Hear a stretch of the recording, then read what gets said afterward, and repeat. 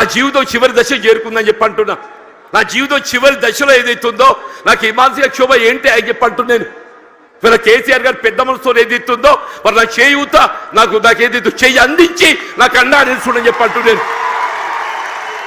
అదే 4 దశాబ్దాల కాలం కాంగ్రెస్ పార్టీ సేవలో, కాంగ్రెస్ పార్టీ నిర్మాణంలో నేను పాటుపడితే నా చివరి దక్కింది అయింది.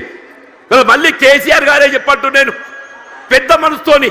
గతంలో ప్రత్యర్థులు ఒక భావన రానియకుండా గతంలో ప్రత్యర్థులు పోటీ చేసుకున్నప్పటికీ కూడా ఏదైతుందో అది భిన్న రాజకీయ పార్టీ యొక్క ఆలోచన విధానం కానీ ఆ జీవన వ్యక్తిగతంగా ఏదైతుందో విలువలు కట్టుబడే ఒక వ్యక్తిత్వం కాబట్టి అది ఒక భావనతోని వారు నాకు చేయూత అందించింది. అంత గొప్ప మనసు అని చెప్పంటున్నాను. దయచేసి ఇలా జగిత్యాల గడ్డ నేనేదో ఆశించి కాదు నాయన, నేను అన్ని చూసినా నేను చూడని ఏమీ లేదు. ఈ 4 దశాబ్దాల కాలంలో చూడని ఏమీ లేదు. ఇవాళ ఒకటి ఇవాళ రాష్ట్రాన్ని పట్టుకుని శని పీఠ విరగడ కావాలని చెప్పండు.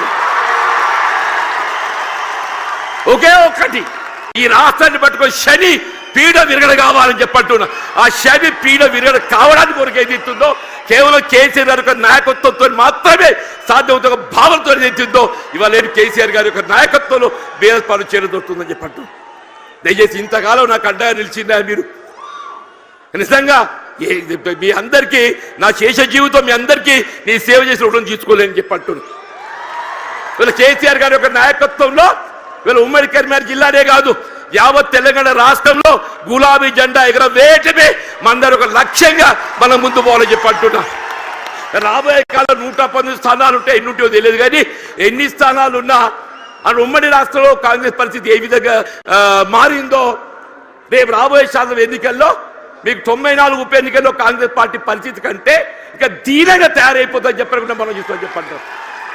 అలా ఇట్ వాజ్ నాట్ బట్ 10% అలా ఇట్ వాజ్ నాట్ బట్ 10% అని చెప్పంటున్నా.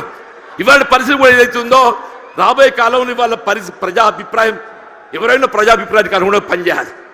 రేపు ప్రజాభిప్రాయానికి అనుగుణంగా ఏదైతుందో కేసీఆర్ గారి యొక్క నాయకత్వం పనిచేయాలి. వాళ్ళు ఎప్పటికైనా ఒకటి కోరుకుంటుంది, అరే ఇంత మంచోని నేను విడిచిపెట్టుండే ఏందే అదే నిజంగా ఆలోచిస్తే కూడా ఆశ్చర్యం కలుగుతుందా? ఆయన నాకే పగోడు కాదు, మేము గతంలో కలిసి ప్రయాణం చేసినాం. వారి జీవితం విద్యార్థి దశలో ఏదైతుందో ఇదే జగిత్యాల అంగడి బజార్లో గడిపిందని చెప్పి అంటున్నా. జగిత్యాలకు కేసీఆర్ గారికి ఉన్న ఒక అనుబంధం ఏదైతుందో ఇప్పటి తరాన్ని తెలియకపోవచ్చు, కానీ కేసీఆర్ గారి ఒక బాల్య జీవితం ఏదైతుందో జగిత్యాలతో ముడివేసుకుందని చెప్పి అంటున్నాను. అటువంటి కేసీఆర్ గారు ఏదైతుందో ఆనాడు తాడిత పీడిత వర్గాలు ఏదైతుందో వీళ్ళు వారి యొక్క హక్కుల సాధన కొరకు జగిత్యాల చైత్ర యాత్ర ఏదైతే ఇదే గడ్డ మీదకి వెళ్ళి ఇదే సమావేశ స్థలికి వెళ్ళి ఆరంభింపజేసిరని చెప్పి అంటున్నారు.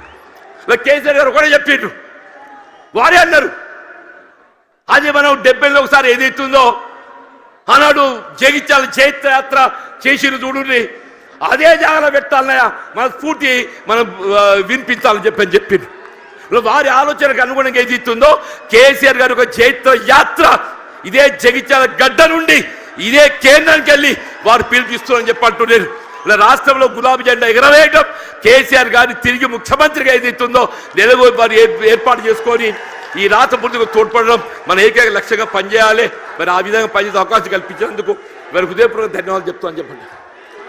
వాస్తవంగా ఏదైతుందో కేటీఆర్ గారు హరీష్ రావు గారు వాళ్ళు రావాల్సిందే, వారికి వేరే బాధ్యత అప్పగించడంతో మరి కేటీఆర్ గారు హరీష్ రావు గారు రాలేకపోయిండు. వాస్తవంగా ఈ సమావేశం ఏర్పాటు చేయడంలో చొరవ చూపెట్టింది కేటీఆర్ గారు హరీష్ రావు గారు అని చెప్పి అంటున్నా. కేసీఆర్ గారి యొక్క ఆలోచన విధానానికి అనుగుణంగా దీన్ని రూపకల్పన చేసింది కేటీఆర్ గారు హరీష్ రావు గారు అని చెప్పి అంటున్నా. ఏదైనా కానీ నేను ఎక్కువ అంటే ఎందుకంటే మీ అందరికీ కేసీఆర్ గారిని వినాలని ఉందా?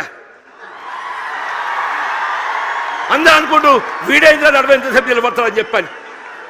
ఇప్పుడు జీవన్ రెడ్డిని ఎప్పుడు చూసినాడు, ఇటు కొత్త కాదు కదనే. నేను పేరు ఇంటికెళ్ళి నల్లగున్నప్పటికెళ్ళి చూసిదా మొత్తం ఇంటికి అన్ని నెరిసిరయ్యాలి, ఒక్క నల్లెట్టుగా దొరకదట్లేదు అన్నట్టు. అటువంటి జీవన్ రెడ్డి గురించి ఏదైతుందో వీళ్ళు ఇక్కడ తెలియని పౌరులు లేడు. జగిత్యాల గడ్డతో నాకున్న అనుబంధం అలాంటిది, ఆత్మీయత అలాంటిది అని చెప్పి అంటున్నా. నా భావి జీవితం శేష జీవితం ఏదైతుందో కేసీఆర్ యొక్క నాయకత్వం లోపల తిరిగి ఏదైతుందో బీఆర్ఎస్ పార్టీ ప్రభుత్వం అధికారం రావటం ఏకైక లక్ష్యంగా ఏదైతుందో మన అంతా నడుము బిగించాలని చెప్పి కోరుతూ నేను సెలవు తీసుకుంటున్నా. జై హింద్, జై తెలంగాణ, జై తెలంగాణ, జై తెలంగాణ. కేసీఆర్ గారి యొక్క నాయకత్వం, కేసీఆర్ గారి యొక్క నాయకత్వం, కేసీఆర్ గారి యొక్క నాయకత్వం.